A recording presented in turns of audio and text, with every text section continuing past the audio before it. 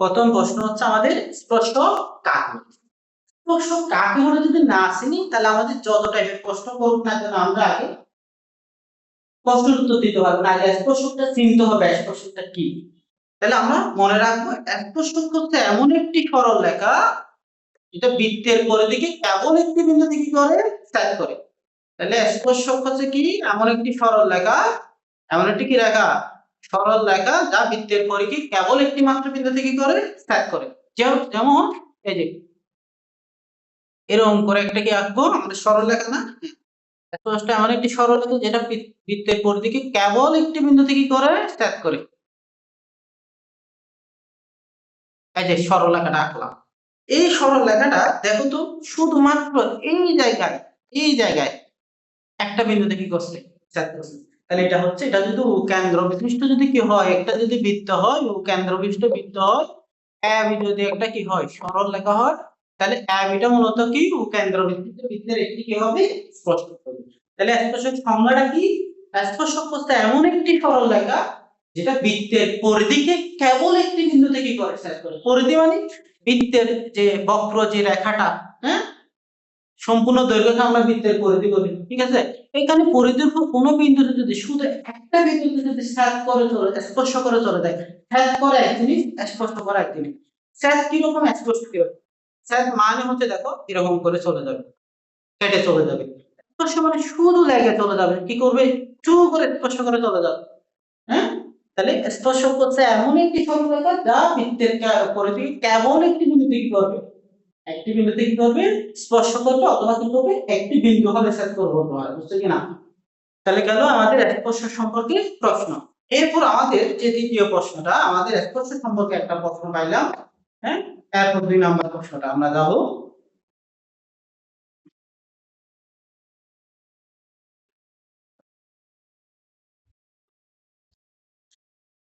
হ্যাঁ, একটু খেয়াল করে দেখো আমার প্রশ্নটা কি 2 নম্বর প্রশ্নটা, দুইটি বৃত্ত পরস্পরকে অন্তঃস্পর্শ করলে অর্থাৎ ভিতর দিকে স্পর্শ করলে, এই দেখো হলুদ একটা বৃত্ত সাদা একটা বৃত্ত, এরা হচ্ছে শুধু এই জায়গায় একটা কি করতে একটু করে কি করতে ছেদ করছে, হ্যাঁ, স্পর্শ করতে কি করতে স্পর্শ করতে ছেদ করতে না, এটা হচ্ছে কি স্পর্শ করা, হ্যাঁ। তাহলে পরস্পরকে অন্তঃস্পর্শ করলে কয়টি কয়টি কয়টি সাধারণ স্পর্শক পাওয়া যাবে, কয়টি কি সাধারণ স্পর্শক পাওয়া যাবে, স্পর্শ আচ্ছা পাওয়া যাবে, এটা আমরা এখানে লিখে ফেলি কয়টি সাধারণ স্পর্শক পাওয়া যাবে। সাধারণ স্পর্শক মানে হলুদ বৃত্তের যে স্পর্শকটা সাদা বৃত্তের সেই স্পর্শকটা হতে হবে। তাহলে এখন একটু খেয়াল করে দেখো আমরা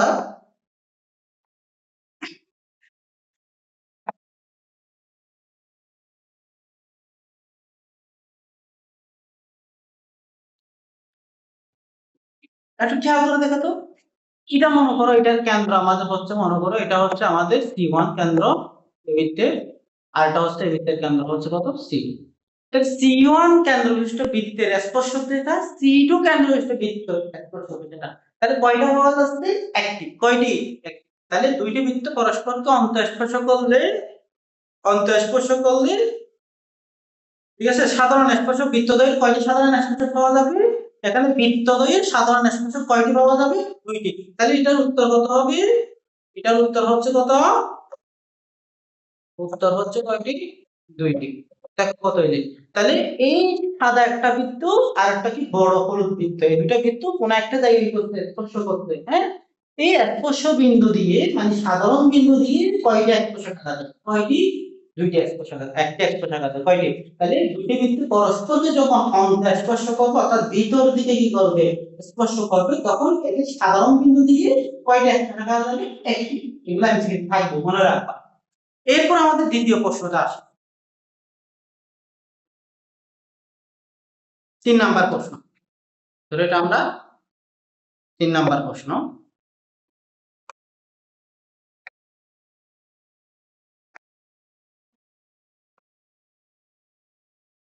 দুইটি বৃত্ত পরস্পরকে বহিঃস্পর্শ করলে অর্থাৎ বহিঃস্থভাবে কি করলে স্পর্শ করলে একটু করে লাগবে একটা বৃত্ত, এই সাদা বৃত্ত এবং হলুদ বৃত্ত এই জায়গার মধ্যে একটু করে লাগবে, এই যে এটা হচ্ছে সাধারণ বিন্দু, হ্যাঁ। সাধারণ স্পর্শক কয়টি বা কয়টি সাধারণ স্পর্শক, অর্থাৎ বৃত্তদ্বয়ের কয়টি, এখানে কথা হচ্ছে বৃত্তদ্বয়ের কয়টি সাধারণ স্পর্শক পাওয়া যায়। এক্ষেত্রে হচ্ছে তিনটা। কয়টা? উত্তর হবে তিনটি। এখন আমি বাস্তবে দেখাবো কেন তিনটে হয়। কয়টি? উত্তর হচ্ছে কয়টি? তিনটি। দেখো বাস্তব প্রমাণটা একটু দেখো। উপর দিয়ে একটা, উপর দিকে একটা, ঠিক আছে। আচ্ছা এখানে একটু ভুল হলো, উপর দিয়ে একটা, এটা মানে একটু করে সেট করতে হবে।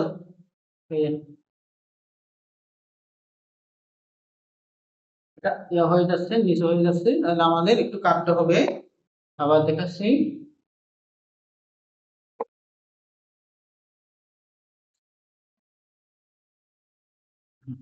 ঠিক আছে, দেখো এটা হচ্ছে আমাদের, এটার কেন্দ্র যদি C1 হয়, এটার কেন্দ্র যদি কত হয়? C2 হয়। এটার কেন্দ্র C1 এর C2, তাহলে এই যে এখানে মনে করে আবেগটা কি সরল রেখা, এই সরল রেখাটা এখানেও স্পর্শ করতে, এই জায়গায় কি করতে স্পর্শ করতে, তাহলে কয়টা গেল? একটা। এরপর নিচে যদি আবার দেখো, আবার দেখো,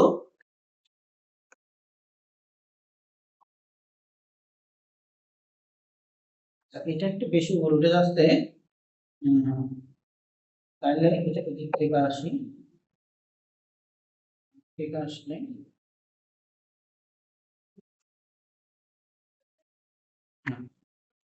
তাহলে কয়টা পাচ্ছি? মনে করি এটা হচ্ছে আমাদের সিডি। আচ্ছা আমি আরেকটা এঁকে ফেলি, আরেকটা এঁকে ফেলি। এটা হচ্ছে এই যে সাধারণ বিন্দু দিয়ে,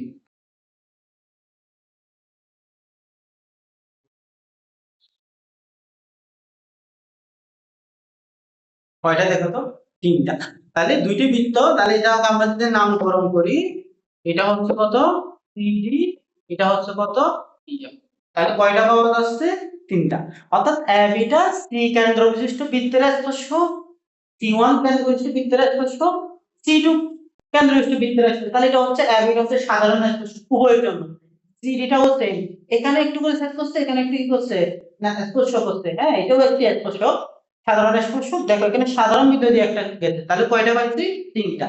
তাহলে দুইটা বৃত্ত যখন পরস্পরকে বহিঃস্পর্শ করবে, তখন এদের সাধারণ স্পর্শক কয়টা পাওয়া যাবে? তিনটা। উপর দিয়ে একটা, নিচ দিয়ে একটা, সাধারণ বিন্দু দিয়ে একটা, কয়টা? তিনটা। তাহলে উত্তর কত? তিন। তাহলে গেল আমাদের 3 নাম্বার প্রশ্ন। এরপর হচ্ছে আমাদের 4 নাম্বার প্রশ্ন, একটু দেখো।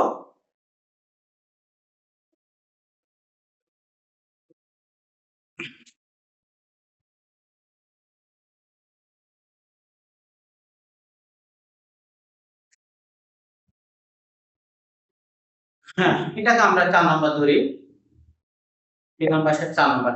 একটি নির্দিষ্ট বৃত্তের একটি সরল রেখার সমান্তরাল, মানে একটি নির্দিষ্ট সরল রেখার একটি কি নির্দিষ্ট, নির্দিষ্ট সরল রেখা, একটি কি নির্দিষ্ট সরল রেখার সমান্তরাল স্পর্শক কয়টি পাওয়া যাবে? মনে করো AB একটা, এখানে যেটা মনে করো এটা হচ্ছে কত? AB একটা কি সরল রেখা ও কেন্দ্র বিশিষ্ট একটা নির্দিষ্ট বৃত্ত। তাহলে এই যে AB রেখার সমান্তরাল স্পর্শক কয়টা পাওয়া যাবে? ও কেন্দ্র বিশিষ্ট বৃত্তের AB রেখার সমান্তরাল স্পর্শক কয়টি পাওয়া যাবে? কয়টি? এটার উত্তর হবে দুইটি। উত্তর হবে কয়টি? উত্তর কয়টি? দুইটি। কেমন একটা বাস্তব প্রমাণ দেখেন।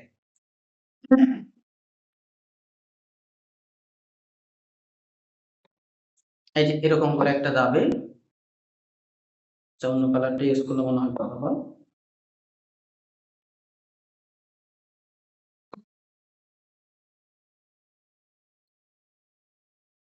এই একটা, এটা, তারপর হচ্ছে এদিকে একটা। তাহলে আমরা যদি এটাকে কত ধরি, এটাকে যদি কত ধরি? সিডি ধরি, এটা হবে কত? ইএফ। এগুলো অঙ্কনের নিয়ম আছে, আমাদের কিন্তু এখানে অঙ্কন করে দেখাতে হচ্ছে, জাস্ট জানতে হচ্ছে কয়টি সমান্তরাল স্পর্শক পাওয়া যায়। একটি নির্দিষ্ট বৃত্ত এবং একটি সরল রেখা কয়টি সমান্তরাল স্পর্শক পাওয়া যাবে? কয়টি? এই পাশে একটা, এই পাশে একটা।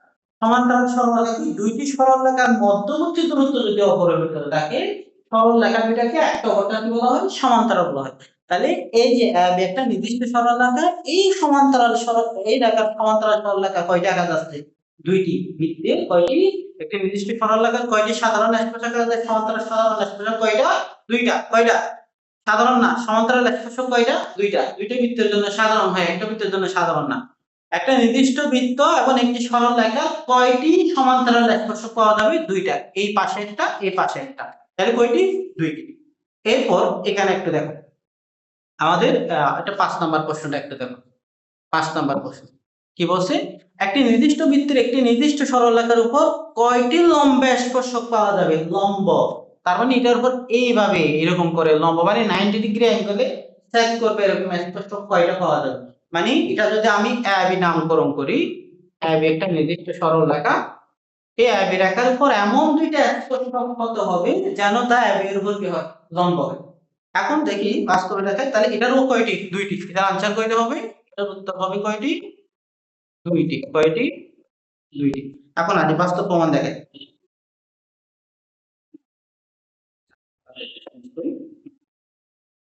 এই যে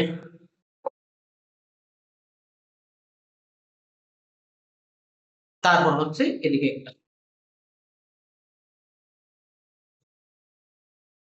কয়টা দুইটা ঠিক আছে এটা একটু নিচে যাবে হ্যাঁ এই রেখাটা একটু কি যাবে আমাদের এই রেখাটা একটু কি যাবে নিচে যাবে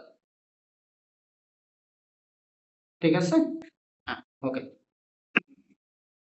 তাহলে একটি বৃত্ত এটা হচ্ছে মনে করো কেন্দ্র বিশিষ্ট একটা কি বৃত্ত এবং AB একটি সরলরেখা তাহলে AB সরলরেখার উপর লম্ব স্পর্শক কয়টি পাওয়া যাবে দুইটি কারণ এই কোণটাও 90 ডিগ্রি হইলো এখন এই কোণটাও কত ডিগ্রি 90 ডিগ্রি অ্যাঙ্গেল এরকম কয়টা স্পর্শক থাকা যাবে দুইটি বুঝছো কিনা তাহলে নামকরণ করতে পারে এটা CD হলে এটা EF দিতে পারে এটাকে যদি কত ধরো CD ধরো তাহলে এটা কত হবে EF হবে EF হবে হ্যাঁ তাহলে কি এখানে সিডি এবং কত ইয়া উভয় এর উপর কি লম্ব স্পর্শক তাহলে কোন একটা সরল রেখার উপর লম্ব স্পর্শক আঁকা যাবে দুইটা সমান্তরাল রেখা আঁকা যাবে কয়টা দুইটা এরপরের প্রশ্ন আসে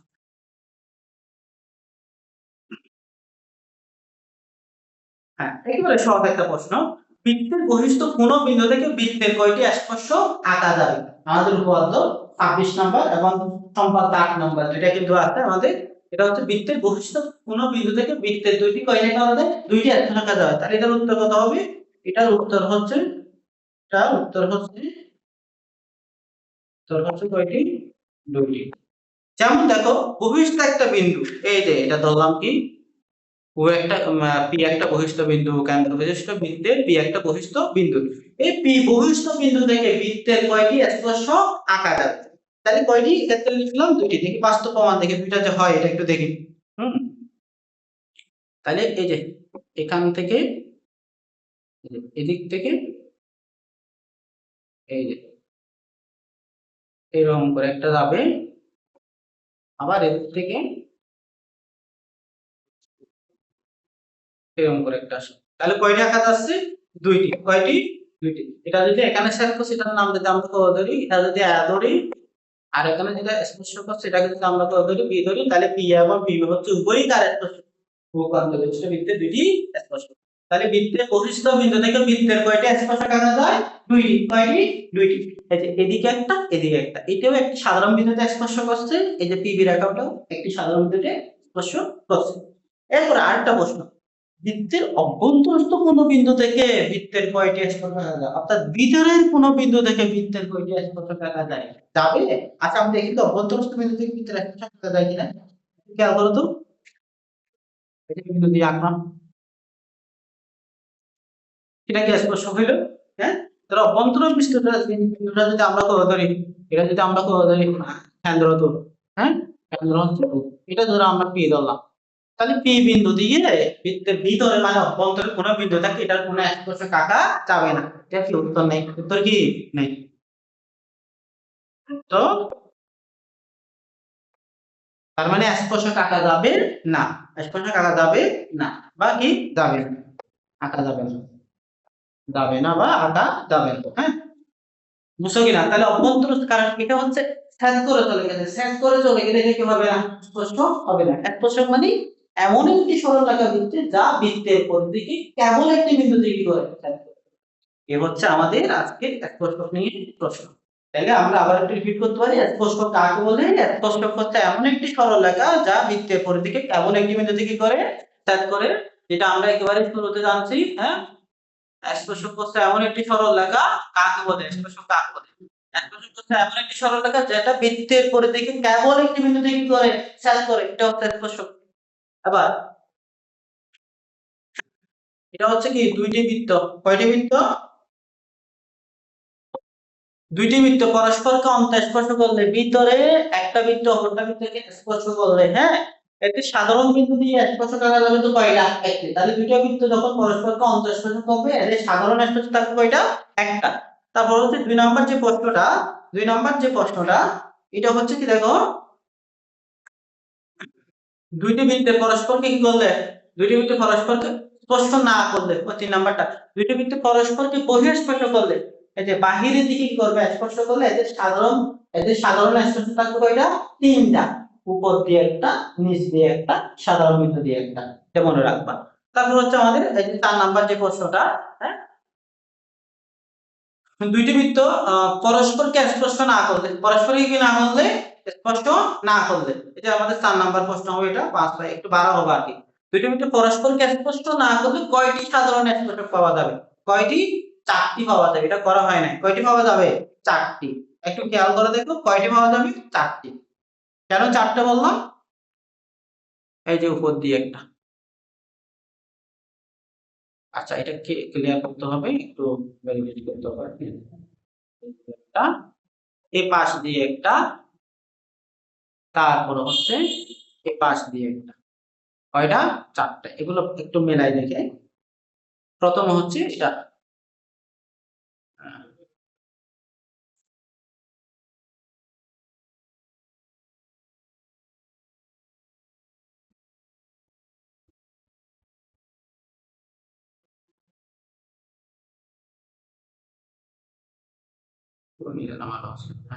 তাহলে এটা হচ্ছে আমাদের,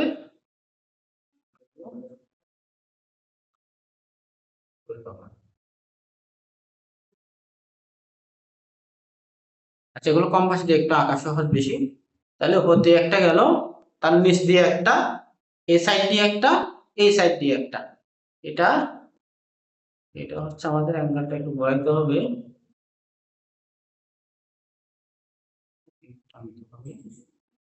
আচ্ছা মোটামুটি হচ্ছে। তাহলে কয়টা গেল আমাদের? কয়টা?